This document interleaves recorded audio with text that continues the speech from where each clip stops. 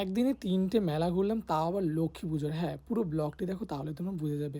তো তোমরা তো সবাই জানো লক্ষ্মী পুজোর পরের দিন সব জায়গায় কম বেশি লক্ষ্মী পুজোর মেলা বসে। সেটা দেখতেই ১ম এই চলে গেছিলাম ময়নাগুড়িতে। ময়নাগুড়িতে জোড়া লক্ষ্মী পুজো করা হয়, সেটা তোমরা দেখে বুঝেই গেছো। সেখানে বড় মতো একটা মেলাও বসেছে। আর মেলাতে সেরকম করে দোকানপাট তোমাদের দেখায়নি। তোমরা তো সবাই জানো মেলাতে কম বেশি কী দোকান থাকতে পারে। তারপর ওখান থেকে চলে আসি আরেকটু সামনে, মানে আমার বাড়ির খুব কাছে বটতলা বলে জায়গা রয়েছে। সেই বটতলায় ২ দিন ব্যাপী সেখানে মেলা বসে। সেখানে লক্ষ্মী পুজোরই কিন্তু মেলা। এখানে সেই লক্ষ্মী মায়ের মূর্তি, আর সেখানেও খুব ছোটোর মধ্যে একটা মেলা বসেছে।